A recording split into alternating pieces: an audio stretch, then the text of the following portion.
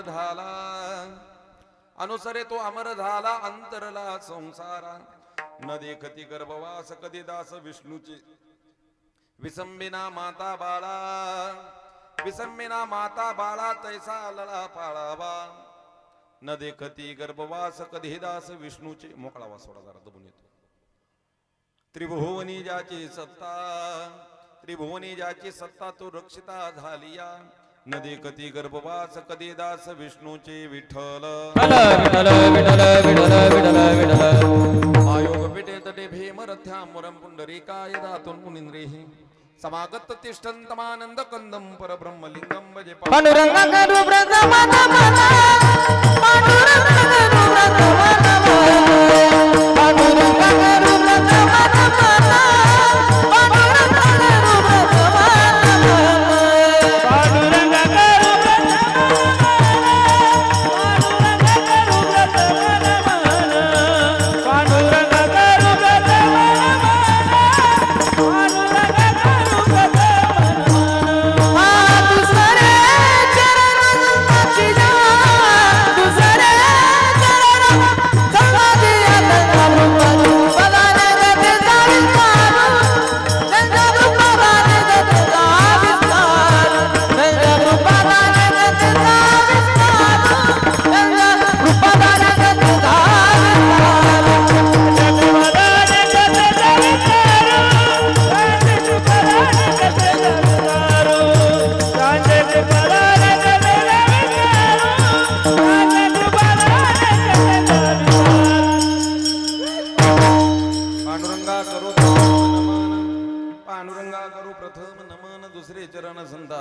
त्यांच्या कृपादानी कथेचा विस्तारो बाबाजी सद्गुरुदास तुका जयांचे केल्या स्मरण होय सकळ विद्यांचे अधिकरण तेची वंदू श्री चरण श्री गुरूंचे ते नमस्कारोनी आता नागेंद्र हराय त्रिलोचनाय भस्मांगरागाय महेश्वराय नित्याय शुद्धाय दिगंबराय तस्मिन् कराय नमः शिवाय शरण शरण एकनाथा पायी माता ठेवियला नका पाहू गुण दोष झालो दास पायांचा अनुसरे तो अमर झाला अंतरला संसारा न देखती गर्भवास कधी दास विष्णूचे प्रसूत प्राप्त प्रसंगी संप्राप्त कीर्तन पे सेवे करता घेतलेला अभंग सत रामनाम धारकी कामकृत विधारकी जडमूड तारकी सत्य सत्य पारखी अखिल विश्वाच्या हृदय पटलावरती व्याप्त असणारे रत भगवंत धामी गत भगवंत धामी पंढरी पतगामी असणारे इंद्रायणी मातेप्रमाणे पावन करणारे अभंग सहिता ज्यांनी आम्हाला प्रस्तुत करून दिली असे असणारे जगद्गुरु संत श्रेष्ठ तुकोबरायांचा अद्वैतपर प्रकरणातील फार महत्वाचा असणारा आजचा अभंग आयुष्यामध्ये आम्ही कोणाचं अनुकरण केलं आणि त्या भगवंताचं अनुसरण करता करता आम्हाला काय प्राप्त झालं नव्हे तोच आमचा कसा रक्षिता झाला आणि आम्ही कसे अमर झालो अशाचं तत्व चिंतन प्रस्तुत अभंगातून तुकोबरायाच करून जातात विठ्ठल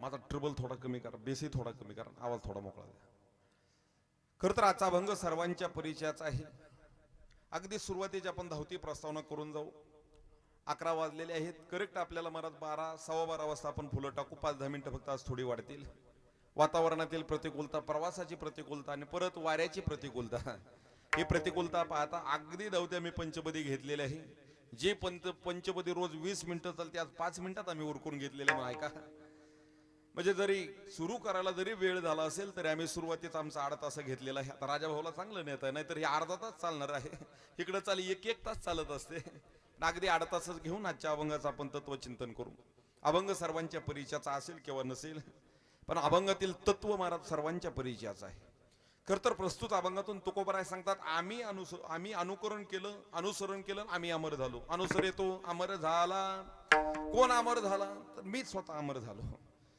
आता ह्या जगामध्ये माझ्या सकट असं कोण नाही महाराज की त्याला मृत्यूची अपेक्षा आहे कोण आहे मंडपात इथं बसलेलं की त्याला वाटतं की मला लगेच मरण यावं अरे किती जरी आम्ही थकलो तरी महाराज आम्हाला मरू वाटत नाही अरे म्हातारं जरी झालो तरी आम्हाला 200 वर्ष जगायची अपेक्षा राहते हा मरू कधी वाटतं लाकमुक गळू लागले लाळाने शेंबुड श्वानापरी गती झाली अवघे करती हाड हाड ज्यावेळेस महाराज कुठेतरी स्वाभिमानाला ठेच पोचते त्यावेळेस माणसाला मरू वाटतं फार प्रेमाची व्यक्ती जर माणसाला सोडून निघून गेली तरी माणसाला मरू वाटतं आणि तिसरं हे शरीर देखणं दिसणारं गलित कात्र झालं की माणसाला मरणाची अपेक्षा वाटायला लागते नाहीतर कायम चालता चालता आम्हाला मरणाची अपेक्षा आहेच. विठ्ठल हल विठ्ठल विठ्ठल विठ्ठल विठ्ठल. खर तर संपूर्ण सावंत परिवारावर प्रेम करणारे आप्तजन सखे सोरे मित्र परिवार आज आवर्जून उपस्थित आहे. गेल्या 1 वर्षापासून ज्यांना काळजावरती दगड ठेवून कैलासवासी म्हणावं लागते असे असणारे आमचे अण्णा श्री कैलासवासी भगवान आप्पा सावंत. खरं तर अण्णांच्या आठवणीला उजाळा देणारा आजचा हा दिवस आहे. अण्णांच्या पश्चात महाराज इथे एकटे अण्णा गेले, पण अण्णांच्या पश्चात इथं कोणाचा तरी बाप हरवलेला आहे, कोणाचा तरी सखा हरवलेला आहे, कोणाचा तरी सोयरा हरवलेला आहे, कोणाचा संबंधी, कोणाचा अगदी लहानपणापासून महाराज असणारा जीवलग हरवलेला आहे, कोणाचा भाऊ हरवलेला आहे. आणि काय असतं आयुष्यात एकदा गेलेली माणसं काही आम्ही केलं तर ती परत वापस आम्ही आणू शकत नाही. एक वेळ झालेली जखम महाराज भरून काढता येईल, पण हृदयावरती झालेली जखम आणि व्यक्ती सोडून निघून झालेली जखम काही केल्या भरून काढता येत नाही. खरं तर मी एक वाक्य कायम बोलून जात असतो. लहानपणी शाळेत शिकत असताना गाळलेल्या जागा भरा, रिकाम्या जागा भरा, फिलिंग द ब्लँक्स हे प्रश्न आम्हाला फार सोपे वाटायचे. पण ज्या दिवशी नात्यातील रिकामी जागा भरायची वेळ येते त्या दिवशी लक्षात येतं त्याच्यासारखा कठीण प्रश्न येतो कोणता नाही. आज अण्णांचा फोटो आमच्या पाठीमाग आहे, पण त्यांच्या आठवणी, त्यांचा स्पर्श, त्यांचा आवाज ह्या कुटुंबातून कायमचा पाठीमागले 1 वर्षापूर्वी महाराज संपून गेलेला आहे. खरं तर अण्णांच्या पश्चात अण्णांचे असणारे सगळे सहकारी असतील, अण्णांचं संपूर्ण कुटुंबीय असतील. कैलासवासी श्री भगवान आप्पा सावंत, आप्पांची असणारी दोन्ही मुलं, आप्पांचे असणारे चिरंजीव राहुल दादा असतील, आप्पांच्या असणाऱ्या दोन्ही मुली शोभाताई असतील, शोभाताई यादव आणि प्रियंकाताई कदम असतील, आणि आप्पांच्या असणाऱ्या अर्धांगिनी हिराबाई असतील. खरं तर राहुल दादा, शोभाताई, प्रियंकाताई या तिघांच्याही महाराज लेकरांच्या आयुष्यातून बापाचा आजार निघून गेलेला आहे. आणि सगळ्यात मोठा तोटा जर कोणाचा झाला असेल तर तो आमच्या हिराबाईंच्या आयुष्यात झालेला आहे. ज्याकरता महाराज स्वतःचं सगळं काही सोडणं, रक्ताचं नसणारं रक्तापेक्षा जास्त जपलं, असा विठ्ठलच अगदी निम्या वाटेवरती महाराज त्यांना सोडून निघून गेलेला आहे. खरं तर हिंदू धर्मामध्ये कोणत्याही स्त्रीला विचारलं माई तुला मरण कधी यावं, तर महाराज माझी प्रत्येक आईन, माझी प्रत्येक बहिणी एकच उत्तर देते, कोणतीही, मरण आलं तर भरलेल्या कपाळाने यावं, आणि मरण आलं तर नवरा जिवंत असताना यावं. म्हणजे महाराज सौभाग्यशाली मरण मागणारी आमची माय. पण महाराज आमच्या हिराबाईंच्या आयुष्यात हा अभागेपण महाराज त्यांना अगदी उतार वयामध्ये महाराज त्यांना ते सहन करावं लागलं. खरं तर अण्णांच्या आठवणीला आपण उजाळा द्यायचाच आहे.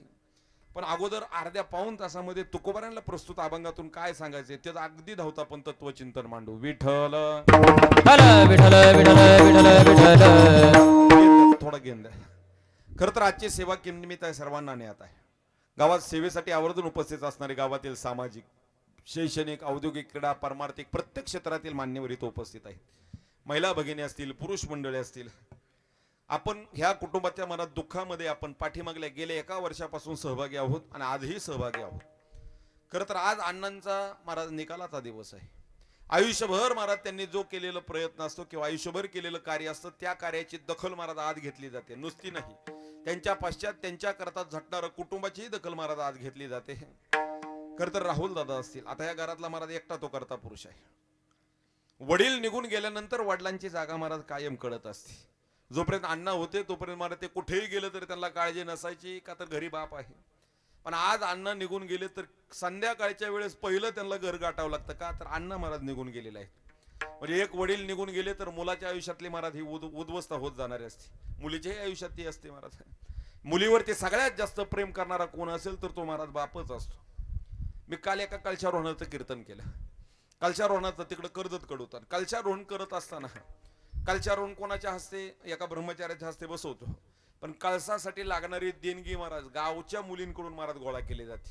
म्हणजे गावाकडे पैसा नाही असं नाही, पण का गावच्या, म्हणजे ज्या गावातल्या मुली दुसऱ्या गावात सुना म्हणून गेल्या त्या मुलींकडून महाराज देणगी गोळा केली जाते. का तर त्याच्या पाठीमागचा भाव असा आहे, आपल्या बापाचं चांगलं व्हावं एवढी महाराज तळमळ लेकीला असते तेवढी जगात कोणालाच नसते. आपल्या बापाने काळजी घ्यावी एवढी तळमळ लेकीला असते तेवढी कोणालाच नसते. आता शोभाताई असतील, प्रियंकाताई असतील, त्यांचं त्यांच्या वडिलांवरती जेवढं जास्त प्रेम होतं तेवढं त्यांचं जगात कोणावरती नाही. माफी मागून बोलतो, एक वेळ पत्नीचं महाराज नवऱ्यावर इतकं प्रेम नसेल, का तर मुलांवरती तिथं प्रेम महाराज प्रस्थांतरित होत असतं. पण मुलीचं आपल्या बापावरती फार प्रेम असतं. परिणाम आहे का, मंदिर हे गावातलं बाप समजून चालायचं. आणि कळसा करता का मुलींचा आशीर्वाद घ्यायचा, तर बापाच्या काळजी करता जसा महाराज मुलगी आशीर्वाद देत राहते तसा कळसा करता मुलींचा आशीर्वाद प्राप्त झाला तर ते गाव सधन आणि सुखी होऊन जातं. म्हणून कळसा करता मुलीचा आशीर्वाद घ्यायचा. विठ्ठल हल विठ्ठल विठ्ठल. सगळी जाणती माणसं सेवेसाठी उपस्थित आहेत. फक्त उन्हात बसलेल्यांना माझी विनंती असेल, उन्हाचा त्रास होत असेल तर आपण पुढे येऊन बसला तरी काय हरकत नाही. महिला भगिनींना विनंती आहे, थोडं आपण इकडे इकडे सरकून बसावं, म्हणजे पुरुष मंडळींनाही जागा भेटेल. आणि न लाजता आपण सर्वांनी उठून पुढे यावं. तुम्ही पुढे आला म्हणून मी काय माळा वेळा घालणार नाही, त्यामुळे सर्वांनी उठून यावं. उन्हाचा त्रास होईल, 1 तास उन्हात बसण्यापेक्षा, या मामा या पुढं, 1 तास उन्हात बसण्यापेक्षा जरा सावलीत येऊन बसा. विठ्ठल विठ्ठल विठ्ठल विठ्ठल विठ्ठल विठ्ठल विठ्ठल विठ्ठल विठ्ठल हॅलो. आम्हाला काळजी आहे गड्या तुमची. उगाच उन्हात बसून काळे बिळे पडला तर परत घरचे ओळखायला मला नकार देतील. सर पाठीतले बसू द्या, फक्त उन्हातले सावलीत बसा. का म्हणे 1 तास आपल्याला दम काढायचा नाही का. 5-10 मिनिटं लेट झालं तर एकतर तुम्ही उन्हाने तापायचा आणि परत माझ्यावर दाळ काढायचा. त्यापेक्षा सावलीत येऊ आणि सुंदर असं आपण भजन करण्याचा प्रयत्न करू. विठ्ठल विठ्ठल विठ्ठल विठ्ठल विठ्ठल विठ्ठल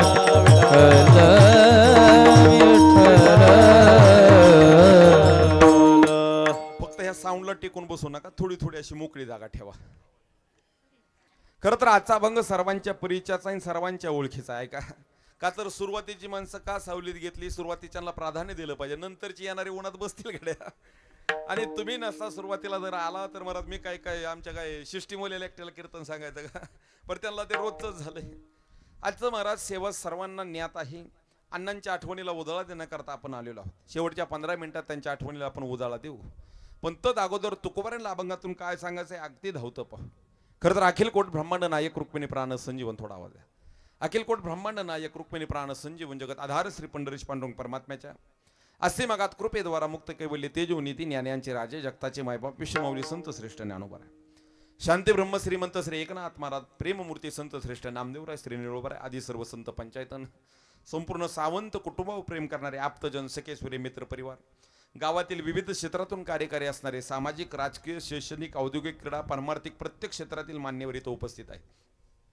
अगदी जाणती माणसं माझ्या समोर आहेत, बरं माझ्या कुटुंबातली आहेत, माझ्या असणाऱ्या रक्ताच्या नात्यातली महाराज सगळी माझ्या समोर आहेत. आणि निश्चित एका आठवणीला उजाळा देण्याकरताच आपण आलेलो आहोत. आज सेवेसाठी आवर्जून महाराज ज्यांची उपस्थिती आपल्याला प्राप्त झाली, ज्यांची उपस्थिती लक्षणीय आहे, की ज्यांचा दुसरीकडचा उत्सव सोडून म्हणजे हे दिवस म्हणजे पोलिसाला हप्ता बाबा लोकांना सप्ता कमी नाही, पण निश्चित आमच्या तात्यांच्या प्रेमाखातर महाराज उपस्थित असणार एक महाराष्ट्राचा एक लाडका आवाज, की जवळजवळ 10,000 मुलांमध्ये महाराज म्हणजे 10,000 जणांनी ऑडिशन दिलं आणि त्या ऑडिशनमध्ये टॉप 10 मध्ये ज्यांनी स्वतःच्या आवाजावरती लिले महाराज इंडियन आयडल सारखं स्टेज गाजवलं असे असणारे माझे लहान वयाने लहानपण कीर्तनी महान असणारे माझे गुरुबंधू अविनाशजी महाराज जाधव असतील, त्यांचा मनापासून आहे. आपल्या भागाचा वैभव असणारे आपल्याच भागाचा आवाज म्हणजे ज्यांच्या नावातच नुसतं मनीष नाही, त्यांचा आवाजही महाराज मनीषासारखा सुंदर अगदी गोड आहे. मनीषा म्हणजे स्त्रीचं नाव नाही, मनीषा शब्दाचा अर्थ आहे गोड असणं आहे का. तर सुंदर असा स्वभावाला असणारे आमचे मनीष दादा असतील, मृदुंगाकरता साथ लाभणारे आमचे लहान बंधू ऋषिकेश महाराज असतील, आमचे भाऊ असतील विनेकरे असतील, दादा असतील, संस्थेतील माझी सगळी लहान भावंड असतील. आता सगळी चेहरे माझ्या ओळखीचे आहेत, राजा भाऊ सगळी माझ्या नितांत प्रेम करणारे माणसं आहेत. आणि आजच्या आठवणी जिवंत ठेवण्याचं मला जे कार्य करत आहेत, म्हणजे आज हे कीर्तन इथं चालू आहे, पण कालांतराने हे कीर्तन लाख माणसापर्यंत पोहोचवण्याची ताकद महाराज ज्यांच्यामध्ये आहे. तसं आमच्या भागात प्रोफेशनल सगळेच कार्य करतात, पण प्रोफेशनल युट्यूबचं कार्य करणारे आणि तेवढ्याच ताकदीची महाराज ज्यांची एडिटिंग ही तेवढीच चांगली आहे, माझ्यावर नितांत प्रेम करणारे आमचे चैतन्य दादा असतील म्हणजे CMK यूट्यूब चॅनल, त्यांचाही मनापासून आहे. सुंदर अशी साऊंड सिस्टीम आहे, म्हणजे कोणत्याही व्यवहाराची अपेक्षा न ठेवता माझ्यावरच्या प्रेमाखातर आवर्जून ज्यांनी साऊंड सिस्टीम उपस्थित केली आपले तेजो दादा असतील, त्यांचाच मंडप आणि त्यांचंच महाराजाची पंगत आहे. निश्चित प्रसाद हा पावला हरिपद भजनाने, कोणताही व्यवहाराची अपेक्षा न ठेवता तेजो दादा उपस्थित राहायला तुमचाही मनापासून आहे. ऐका, खरं तर विकासदाजी असतील किंवा त्यांचे संपूर्ण परिवार असेल, आमचे प्रवीण ताते असतील, यांच्या आदेशातून चालून आलेली सेवा. आणि खरं तर माझ्याकरता महाराज आज माझ्या आजोबां थोडक्यात माझ्या चुलत्यांचं मला वर्षश्राद्ध महाराज हे करायचं आहे, म्हणजे माझ्या कुटुंबातील असणारी ही सेवा आहे. व्यवहाराची कोणतीही अपेक्षा न ठेवता महाराज अगदी भगवंताचं भजन करत करत तुकोबारांना काय सांगायचंय तो अंतर मन पाण्यात आपण प्रयत्न करू. विठ्ठल विठ्ठल विठ्ठल प्रस्तुत अभंगातून तुकोबाराय सांगतात, अनुसरे तो अमर झाला अंतरला संसार. ऐका, 3 शब्द आपण पाहिजे, एक अनुसरण, एक अमर झाला, एक कसा संसारला अंतरला, आणि दुसरं कसं भगवंताने आपल्याला जवळ केलं. या 4 संकल्पना पाहिजे आणि पूर्ण विराम द्यायचा. खरं तर आपल्याकरता कीर्तन काही नवीन नाही महाराज, प्रत्येक क्षेत्रामध्ये आम्ही कीर्तन करत आहोत, पण हा प्रत्येक अभंग आपण चरित्र ऐकले असतील, पण हा एक असा वेगळा अभंग आहे महाराज. या अभंगामध्ये तुका म्हणे असा शब्द कुठं आला नाही. गातेत एकच असा अभंग आहे त्याला तुकोबराय स्वतःचं नाव देत नाही, पण अनुसरे तो अमर झाला. कोण अमर झालं तर तुकोबरायांचं चरित्र डोळ्यासमोर आठवायचं, हा अभंग महाराज चिंतनीय करायचा. का तर तुकोबरायांच्या आयुष्याचा जर विचार करायला गेला तर मनुष्य देह घेऊन निजधामा गेले महाराज. हा मानव देह घेऊन निजधामाला जाणारे पहिले कोण असतील तर जे जगद्गुरु तुकोबराय आहेत. अरे आम्ही कितीही कमवलं काही केलं तरी महाराज एक शरीर सोडा एक पैसा सुद्धा आम्ही घेऊन जाऊ शकत नाही, पण हा नरदेहच महाराज जे घेऊन महाराज जे स्वर्गाला वैकुंठाला जातात अशा जगद्गुरु तुकोबरायांचा असणार आजचा अभंग आहे. आणि तुकोबरायांच्याच बाबतीत चिंतन करायचं झालं तर आयुष्यात जगताना माणसाने इतकं चांगलं जगावं, इतकं चांगलं जगावं की महाराज जिवंतपणे नाही मेल्यानंतर सुद्धा त्याचं नाव अमर होऊन राहावं. गेले दिगंबर ईश्वर विभूती, गेले दिगंबर ईश्वर विभूती, राहिल्या त्या कीर्ती जगामाजी, हो राहिल्या त्या कीर्ती जगामाजी.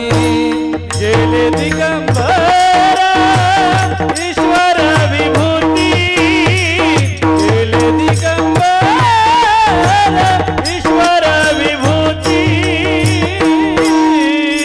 राहिल्या त्या कीर्ती जगमाजी, राहिल्या त्या कीर्ती जगमाजी.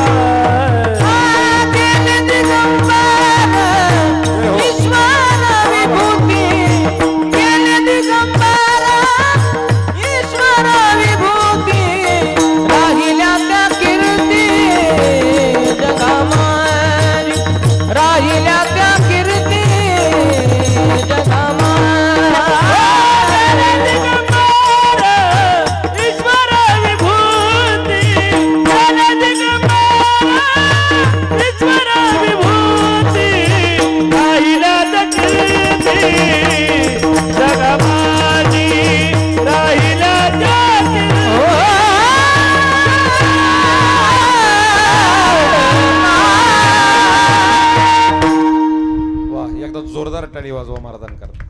गेले दिगंबर ईश्वर विभूती, राहिल्या त्या कीर्ती जगा माझे. तुका म्हणे एका मरणेची सरे उत्तम चिवरे कीर्ती मागे. अरे तुकोबरायांच्या आयुष्याचा विचार करायला गेला तर तुकोबरा अमर का होता संकल्पना आहे का? कोणती माणसं अमर होतात? जर जी माणसं जगता जगता आपल्या जगण्यामुळे दुसऱ्या माणसाचं चांगलं करून जातात तीच माणसं अमर होतात. नाहीतर कोण महाराज नरकात जातो? जिवंतपणे नरकात गेलं कोण समजून चालायचं? तर ज्या माणसाच्या मरणाची वाट अख्खं गाव पाहतं समजून चाला तो जिवंतपणे नरकात गेला.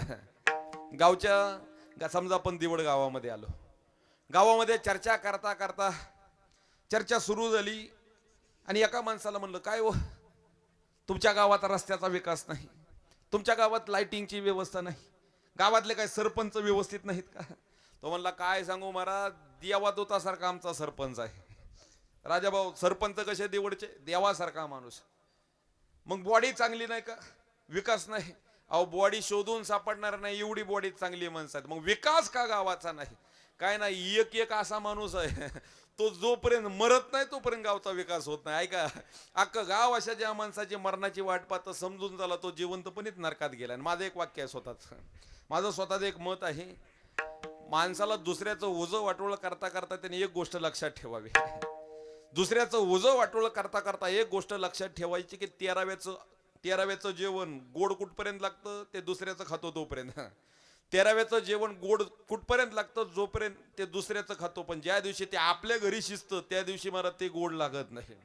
तसं दुसऱ्याचं उजं वाटोळ करता करता एक दिवशी जर नियती फिरली ना आपलं उजं वाटोळ व्हायला लागलं तर ते आपल्याला सहन होणार नाही. त्या शास्त्रामध्ये एक पद येऊन जात, ज्या माणसाला अमर व्हायचंय त्यांनी कसं जगावं तर आत्मेशाम प्रतिकूल आणि इतरेशाम नाचरेत. म्हणजे आपल्याला ज्या गोष्टी प्रतिकूल आहेत त्या इतरांना सुद्धा प्रतिकूल आहेत हे त्यांनी लक्षात ठेवावं. समजा आपल्याला वाटतं का कोणी आपल्याला शिव्या द्याव्या? अजिबात वाटत नाही. मग आपल्याला वाटतं ना आपल्याला कोणी शिव्या देऊ नये, आपण सुद्धा कोणाला द्यायच्या नाहीत. आपल्याला वाटतं का आपल्या घराचं कोणी ओझं वाटोळ करावं? अजिबात वाटत नाही. आपण सुद्धा दुसऱ्याच्या घराचं ओझं वाटोळ करत नाही. ह्याला म्हणायचं आत्मेशाम प्रतिकूल आणि इतरेशाम नाचरित विठ्ठल. विठ्ठल विठ्ठल विठ्ठल विठ्ठल विठ्ठल विठ्ठल विठ्ठल. खरं तर आजच्या अभंगातून तुकोबरांनी काहीतरी वेगळं गंतव्य प्राप्त केलं ते आमच्या समोर मांडतात. ऐका आता, अमर होणं ही संकल्पना महाराज चांगली आहे, प्रत्येकाला हवीविषयी वाटणार आहे, पण महाराज ती सहजासहजी प्राप्त होत नाही. अरे अमर होण्याकरता महाराज जीवन मृत्यूला झुंज देण्याकरता महाराज फार कष्ट करावे लागतात. हे तर आयुष्यात आमच्या 5वीला पुजलंय महाराज, गेस के तोड जावे. आम्ही महाराज त्या अमरतेची संकल्पना जरा न संपणारी न महाराज पूर्णविराम होणारी आहे. विठ्ठल विठ्ठल विठ्ठल विठ्ठल विठ्ठल विठ्ठल विठ्ठल. ऐका, अमर होणं म्हणजे त्या चाणक्यांच्या नीतिशास्त्रात मी एक वाक्य वाचलं. ऐका, आता कुठं स्वर्ग आणि कुठं महाराज नरक ह्या संकल्पना नंतरच्या आहेत. मी आयुष्यातल्या जिवंतपणीच्या महाराज अमर होण्याच्या म्हणजे स्वर्गाची आणि नरकाची संकल्पना मांडून जातो. स्वर्ग कशाला म्हणायचं तर जगता जगता प्रत्येक आहे त्या परिस्थितीत मन समाधानी राहणं, समजून चला तुम्ही आहे स्वर्गामध्ये. आणि नरक कशाला म्हणायचं, आहे त्या प्राप्त परिस्थितीत तुम्ही कायम असमाधानी आहात. म्हणजे कायम असमाधानी म्हणजे कुत्र्यासारखी कायम आमची वसवस चालली, समजून चला तुम्ही नरकामध्ये जिवंतपणेच पडलेला आहात. विठ्ठल विठ्ठल विठ्ठल विठ्ठल विठ्ठल विठ्ठल.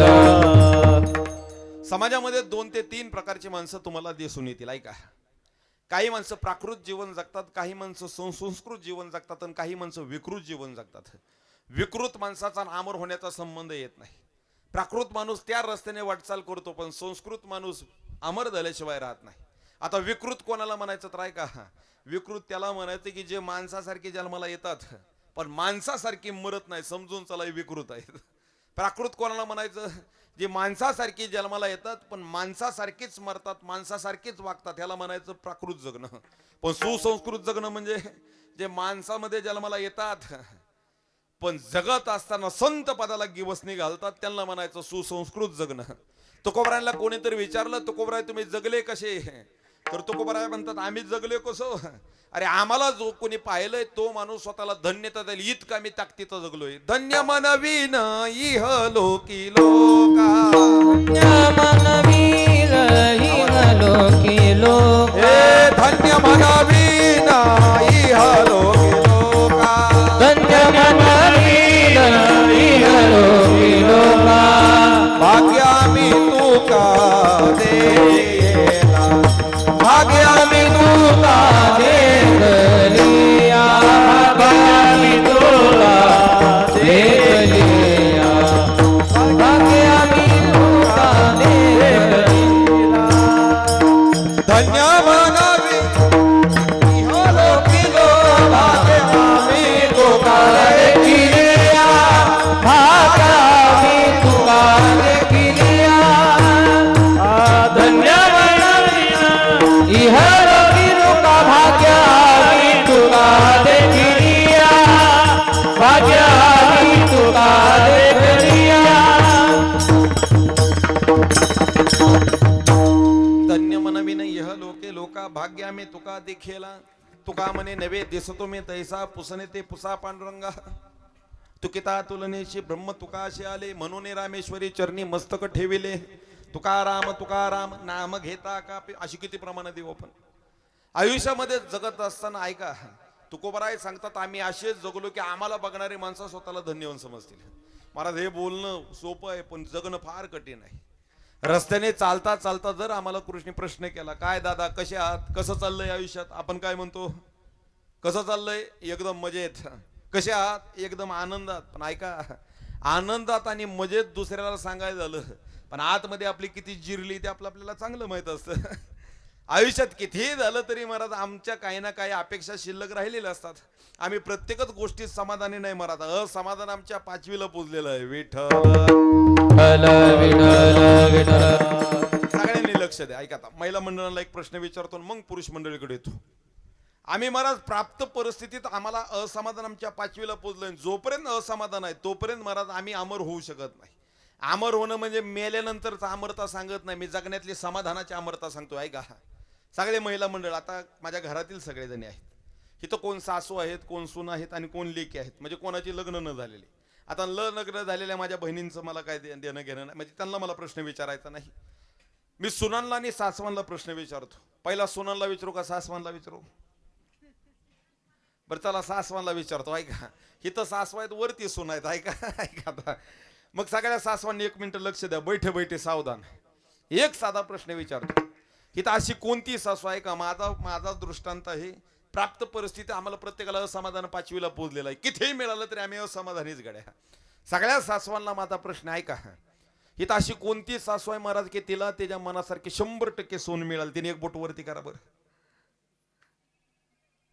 माझा प्रश्न कळाला नाही वाटतं गड्या, मी परत विचारतो. इथं अशी कोणती सासू आहे की महाराज तिला त्याच्या मनासारखे 100% सोन मिळाल? तिने एक बोट वरती करा. आजीने करू का नको करू नका 2 वेळा खाली केला गाड्या. ऐका, आता मी म्हणल्यावर 2 वेळा म्हणल्यानंतर 2-3 जणींनी केला. आता नेमकं सोनाच्या प्रेमापोटी केला का धाकापोटी केला काय माहिती गड्यावर केला. ऐका ऐका बरं जाऊन देता. सासवा मोठ्यात गड्या माय आहेत, त्यांच्या आईच्या कुठं नादी लागतं. आम्ही सुनांकडे येतो. ऐका, सगळ्या सुनांना माझा प्रश्न आहे. जाऊन देता सासवा मोठ्या आहेत, त्यांचा अधिकार मोठा आहे गड्या. सुनांनी सहजासहजी मोठ्या माणसाच्या तेच एक वाक्य असं, माणसाने मोठ्या माणसाच्या सोडा मोठ्या मंत्र्याच्या कुत्र्याच्याही नादी लागू नये. मग आपलं सासवांचं सोडा, मी सुनांकडे येतो. सगळ्या सुनांना माझा प्रश्न आहे, जरा लक्ष द्या. आजच्या सासू कधी ना कधी कोणाच्या सुना आहेतच. मग प्रत्येक सुनांना माझा प्रश्न आहे का अशी कोणती सुना आहे महाराज की तिला हीच सासू 7 जन्मात मिळावी? तिने एक बोट वरती करा. मी कोणाचा वाद लावाय आलो नाही. मी कोणामध्ये भांडण करायला आलो नाही. मला फक्त साधा मुद्दा मांडायचा. ऐका, अहो कितीही प्राप्त परिस्थिती असेल तर आम्ही कुठं ना कुठं असमाधानी आहोत. कितीही जरी मिळालं तरी आमच्या मनातील कुठंतरी महाराज एखादी पायरी आम्हाला महाराज कुठंतरी ऍडजस्टमेंट करावी लागते. आता जाऊन द्या, महिलांचं महाराज लज्जा त्यांच्यापाशी जास्त आहे. म्हणजे त्या लाजतात आणि आपण म्हणजे त्यांना लाज आहे ना आपल्याला.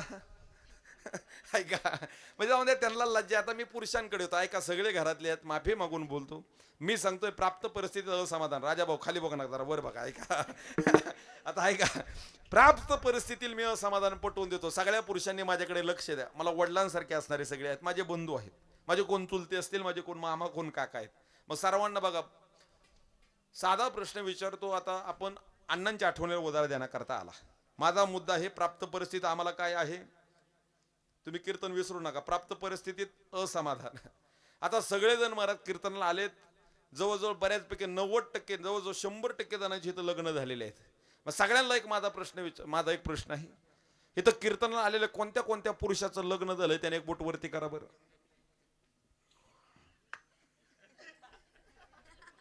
ते जो आवाज देतात, आवाज कानावर जाय नाही त्यांच्या मध्ये. ऐका, मी परत विचारतो. इथं कीर्तनाला आलेल्या कोणत्या गडी माणसाचं लग्न झालंय त्याने एक बोट वरती करा बरं.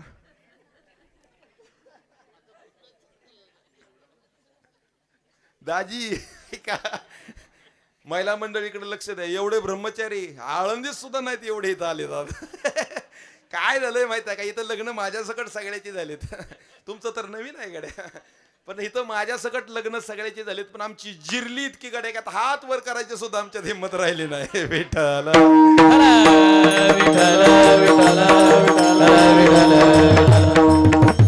ऐका, माझा मुद्दा बाकी सोडून द्या विनोद. माझा मुद्दा आहे प्राप्त परिस्थिती आम्हाला असमाधान आहे महाराज.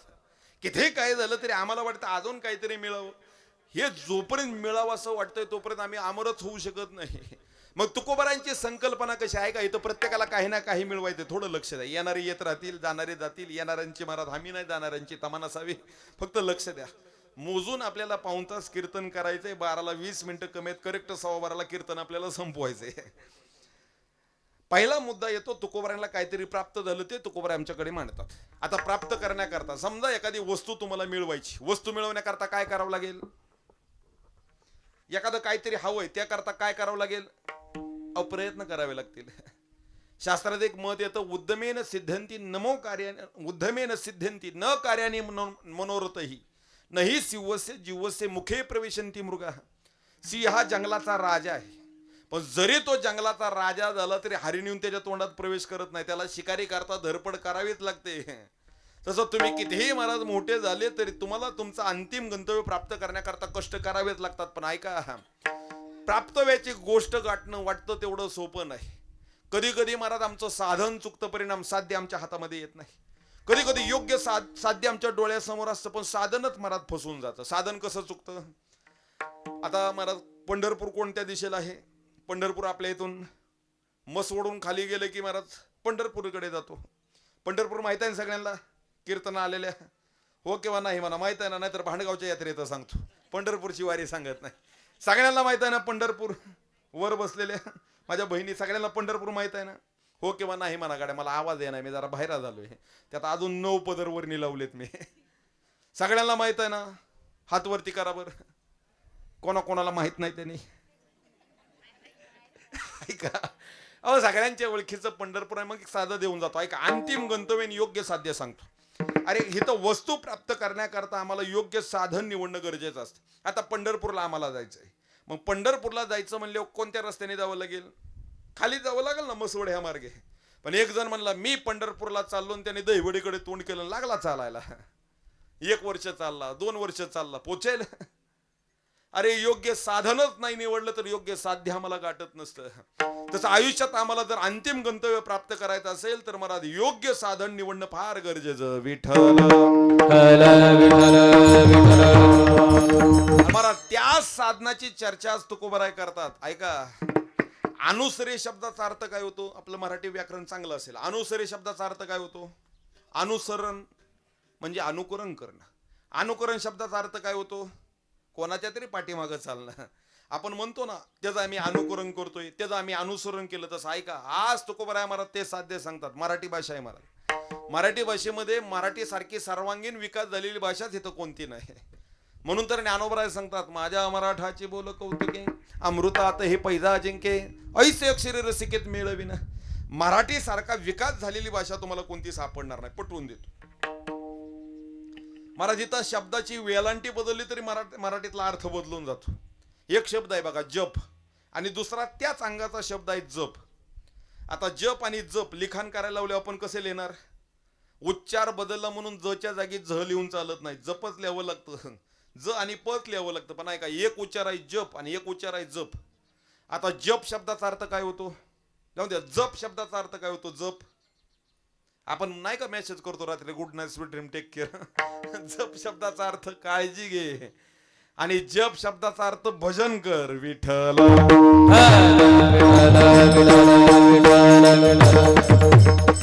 अहो मराठीत महाराज नुसतं अक्षरावरचा प्रभाव म्हणजे नुसतं वजन जरी शब्दावर दिलं तरी अर्थ बदलतो. आज तर महाराज इथं वेगळा शब्द आलेला, अनुसरण. काय असतं? आम्हाला इथं काही ना काही प्राप्त करायचं, पण साध्याची वाटते तेवढी सोपी नाही महाराज. भगवंता नचिकेताचा संवाद असा येतो, दाढी करायला लावलेल्या वस्त्रावरून चालणं जेवढं कठीण आहे तेवढं साध्याची वाटाने चालणं कठीण आहे. शूरस्य धारा निशिता दुरत्य दुर्गम पथ कवयोगदंती दुर्गम पतस्थ कवयोगदंती. ऐका, दाढी करायला लावलेल्या ब्लेडच्या वस्त्रावरून चालणं जेवढं कठीण तेवढं साध्याच्या वाटाने चालणं कठीण. मग कुणीतरी तुकोबरायला प्रश्न केला असेल, तुकोबराय तुम्ही म्हणता साध्याच्या वाटेने चालणं कठीण, पण जो गेला तो कसा पोचला? ऐका, प्रश्न विचारणारा हुशार असावा. का तर साध्याची वाट एवढी कठीण आहे महाराज. भाऊ अवघड वाट कोण सांगावा बोबाट, विरळा पावे अवघड गोवे शेवटी. अवघड गोवे शेवटी, विरळा पावे अवघड गोवे अवघी गोवे शेवटी. विरळा पावे अवघड गोवे अवघड गोवे शेवटी, अवघड गोवे शेवटी. विरळा पावे शेवटी अवघड गोवे शेवटी, अवघड गोवे शेवटी.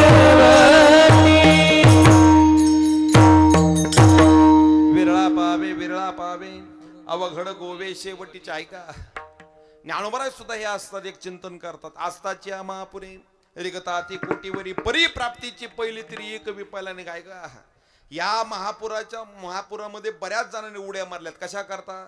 या महापुराच्या नदीमध्ये बऱ्याच जणांनी उड्या मारल्या पैल थिराला जाण्याकरता. पण बरेच जण असे बुडाले की फुगून सुद्धा वरती आले नाही. शूरस्य धारा निषेधा दुरत्या. जाऊ दे, आता आम्हाला महापुरात समजणार नाही. ज्ञानोबराय अजून दुसरं उदाहरण देतात. लोहमांसादी घाटी का विजयश्रीच्या पाठी एकुची बैसे. दोन पक्षांमध्ये युद्ध, म्हणजे दोन सैन्यांमध्ये युद्ध सुरू झालं. मग युद्ध होत असताना पहिलं युद्ध महाराज तलवार घेऊन भाले घेऊन असे केले जायचे. मग लोह मांसादी घाटी, ऐका, कोणाच्या घाटी म्हणजे लोह, ऐका, लोह माणसाच्या शरीरामध्ये कोणाच्या शिरलं, कोणाचा हात तुटला, कोणाचा पाय तुटला, अशा बऱ्याच जणांनी युद्ध केलं. पण का विजयश्रीच्या पाठी एक खोची बैसे, पण एखादाच जिंकतो. म्हणजे ऐका, चार पार्ट्या जरी गावात उभ्या राहिले तर जिंकती किती, एखादी जिंकत असते. तसं आता आम्हाला युद्धाचं समजणार नाही ज्ञानोबा, आम्ही काय कोणाशी भांडण करायला जात नाही. हा, आमची भांडण झाली तर फक्त पप्याच्या मायभर, आम्ही कुठं तलवार घेऊन युद्धाला जावं.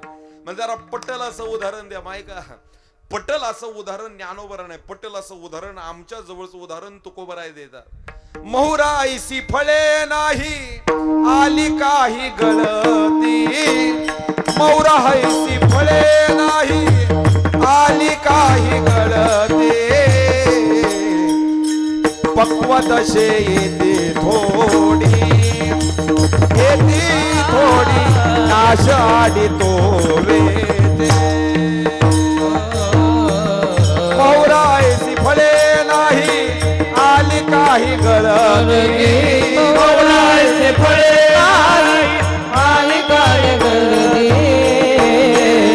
पक्वदशे येते थोडी नाशाडी तो वेते.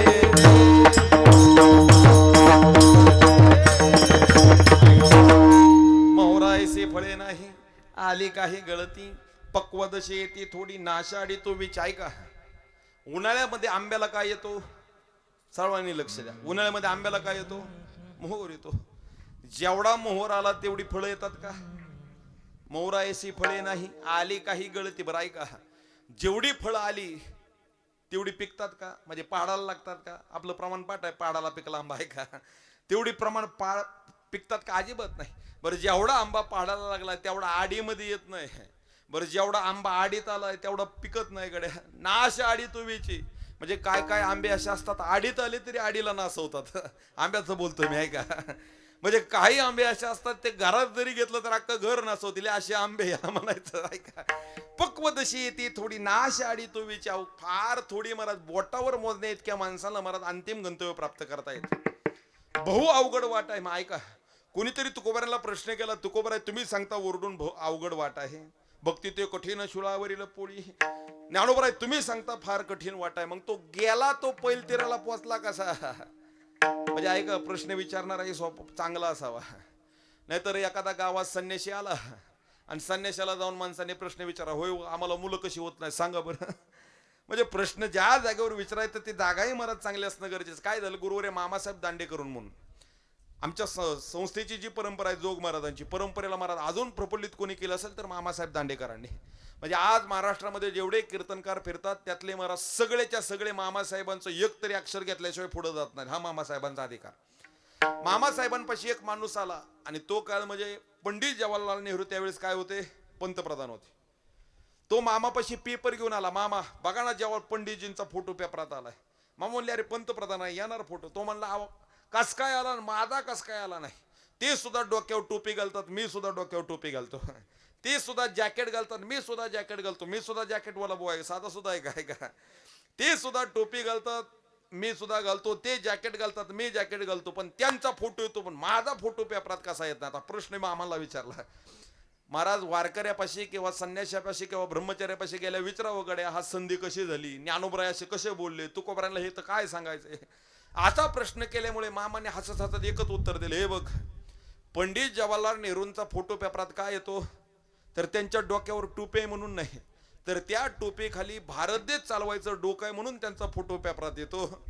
आणि तुझ्या डोक्यावर टोपी पण तुझा फोटो का पेपरात येत नाही, तर ती टोपी इथं तिथं कुठं ठेवण्यापेक्षा तुझ्या डोक्यावर ठेवली म्हणून तुझा पेपरात फोटो येत नाही. काय झालं, प्रश्न विचारला महाराज चांगला असावा. एका शिक्षकांनी विद्यार्थ्यांना प्रश्न केला, हे विद्यार्थी ऐका मी सांगतो, असंबंध कशाला म्हणायचं, प्रश्न कसा विचारला पाहिजे, कधी विचारला पाहिजे, महाराज ह्याची फार तत्व प्रणाली आहे. शिक्षकांनी असंबंध असा प्रश्न विचारला, हे मुलांनो इकडे पहा. आता थोडक्यात आपला वर्ग चालू आहे, मी शिक्षक तुम्ही मुलं असं म्हणून बघा माझ्याकडे. मुलांनो इकडे पहा, माझा एक प्रश्न सगळ्यांना आहे. एक गाडी 100च्या स्पीडने ताणली तर ताशी 60 किलोमीटर अंतर कापते, मग माझं वय किती? प्रश्न तुम्ही जागे आहात ना सगळे? प्रश्न काय विचारला? एक गाडी 100च्या स्पीडनी पळवली तर ताशी 60 किलोमीटर अंतर कापते, मग माझं वय किती? आका वर्ग मला शांत झाला. जो वर्गात पहिल्या बेंचवर होता त्याला तर डोकं आपटून जीव देऊ वाटायला लागला गाड्या. वर्गातला एक सुद्धा पोरगा उठणं, पण तेवढ्यात पाठीमागचा बॅक बेंचर उठला आणि म्हणला, गुरुजी मी सांगू का प्रश्न? आता तो इतका हुशार होता महाराज, 5वी मध्ये 5 वेळा बसलेला पाया पक्का करायला, इतका तो हुशार. तो उठला आणि तो गुरुवाऱ्याला म्हणला, गुरुजी तुम्ही काय प्रश्न विचारला? एक गाडी ताशी 100 किलोमीटर ताणली तर 60 किलोमीटर पोहोचते, तर तुमचं वय किती? माझं उत्तर आहे तुमचं वय 42. आणि काय महाराज कावळा बसाय फांदी तुटायला, गुरुजीचं वय 42च निघालं. गुरुजी म्हणाले, तू कोणता लसावी मसावी वापरला का पायथागोरस प्रमेय वापरला? सांग नेमकं तू काय वापरलं, कोणतं सूत्र तू वापरलं? तो म्हणला सूत्र नाही, आम खा म्हणजे फळ खा, बीचा कुठं विचार करता? गुरुजी म्हणला असं नाही, मुळात जाऊन सांगितलं पाहिजे. तो म्हणला, गुरुजी इथं फार मुळात जायला बसला तर फार दुःख लागतं, वरचं बघा, मुळात जाऊ नका. नाही तू उत्तरच कसं काढलं सांग मला, वर्गाला सांगायचं म्हणजे मलाही शिकवायला. तो म्हणला, गुरुजी तुम्ही प्रश्न काय केलता? एक गाडी 100च्या स्पीडने ताणली तर 60 किलोमीटर अंतर तासाला कापते, माझं वय किती? आता संबंध तरी आहे का? माझा भाऊ आहे त्याचं वय 21, तो जरा हाफ मेड आहे, तो असंच प्रश्न विचारतो. मग तो 21चा आहे, तो हाफ मेड आहे म्हणून मी अंदाज लावला, तुम्ही फूड मेड असाल म्हणून 42 सांगितलं, अंदाज लागून गेला. आता ऐका, असे जर चुकीचे प्रश्न विचारायला लागला तर महाराज मूर्खाच्या यादीत 1 नंबरला आपलं नाव लागेल. अरे तुकोबारायला कोणीतरी प्रश्न केला असेल, तुकोबाराय तुम्ही कसे अमर झाला, तुम्ही कसं अंतिम साध्य गाठलं, तर तुकोबाराय महाराज आमच्या समोर ती प्रस्तावना मांडतात, शब्द प्रपंच करतात. आम्ही अमर कसे झालो, तर तुकोबाराय आमच्या समोर शब्द प्रपंच करतात. अभंगाचं पहिलं चरण, अनुसारे तो अमर झाला, अनुसारे तो अमर झाला,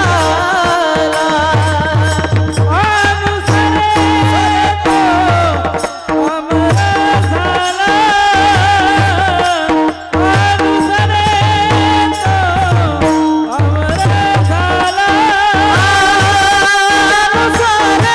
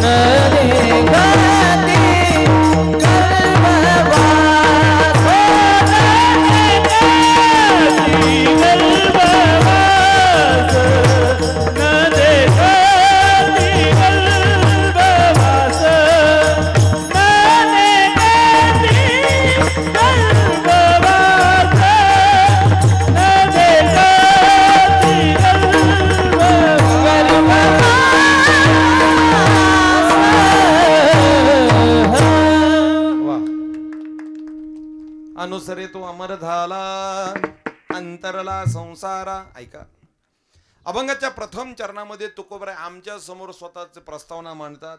आम्ही कसं अनुसरण केलं, आम्ही कसे अमर झालो, तर आम्ही कोणाचं तरी अनुकरण केलं, अनुसरण केलं, परिणाम आम्ही अमर झालो. ऐका, हा आयुष्यामध्ये अशा माणसाची आम्ही संगत करावी की ज्या ज्या सोबत चालल्यानंतर आम्हाला असं अंतिम गंतव्य प्राप्त करता येईल. महाराज वैकुंठाला महाराज पायवटणी किंवा स्वर्गाची निशाणी करता येईल. अशा माणसासोबत चालू नाही महाराज की ज्याच्यासोबत चालल्यानंतर गाव सुद्धा आपल्याला जिवंतपणे आपल्या बाय बापावर थू थू करायला सुरुवात करेल. विठ्ठल विठ्ठल. आणि कोणाच्या मागं चालावं, कबीरदासजींचा दोहा सांगून जातो. ऐका, कोणत्या माणसाच्या पाठीमागं चालावं की ज्या माणसाच्या पाठीमागं चालल्यानंतर आमच्या विश्वासाला कुठं तडाप असणार नाही, अशा माणसाच्या पाठीमागं आम्ही चालावं. नाहीतर ह्या जगात सर्वात पापीन सर्वात घातक माणूस कोणता असेल तर तो विश्वासघाती माणूस. जो आपल्यावरती महाराज एखादा माणूस विश्वास ठेवत असेल आणि आपण जर त्याचा विश्वासघात करत असेल तर समजून चला आपल्यासारखा पापी या जगात कोणता नाही. कबीरदासजी फार सुंदर प्रमाण देतात. दगा किसी का सगा नहीं, नहीं किया तो करके देखो.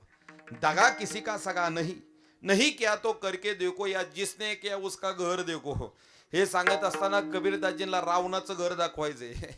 दगाबाज माणसाचं आयुष्य बरं, तो कितीही श्रीमंत असला तरी एक वेळ त्याचा महाराज निर्वंश आणि त्याचं उजं वाटोळं झाल्याशिवाय राहत नाही. कोणाचं? दगाबाज व्यक्तीचं. आम्ही अशा व्यक्तीचा हात पकडावे की ज्याचा हात पकडल्यानंतर, ऐका, ज्याचा हात पकडल्यानंतर आमच्या विश्वासाला कुठं तडा जाणार नाही, ज्याचा हात पकडल्यानंतर आम्हाला महाराज अंतिम गंतव्य प्राप्त करता येईल. हेच अनुसरण अनुकरण तुकोबरात आमच्या समोर मांडतात. विठ्ठल विठ्ठल. त्या अनुसरणाचा काय परिणाम झाला? अनुसरे तो अमर झाला अंतरला संसारात. ऐका, अंतरला संसार हा शब्द महाराज कंसात जर तुम्ही विचार करायला गेला, आपलं मराठी चांगलं आहे.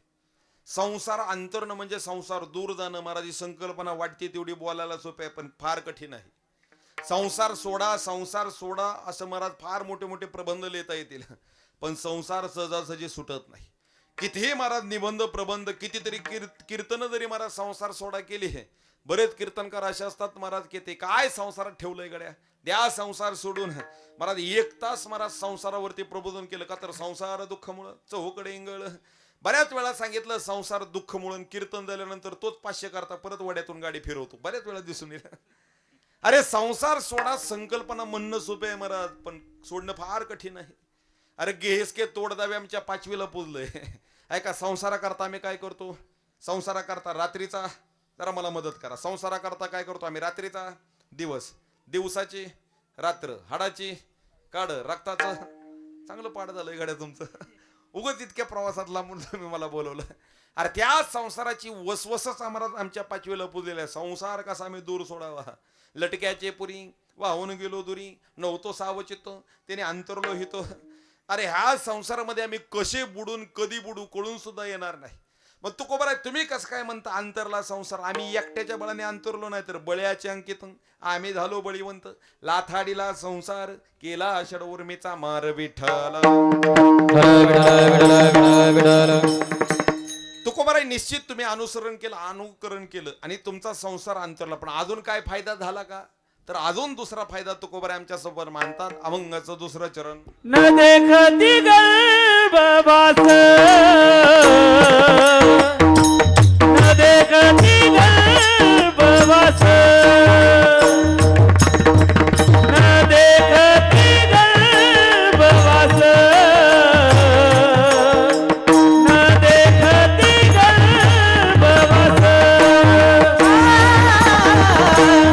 न देखती गर्भवास, न देखती गर्भवास.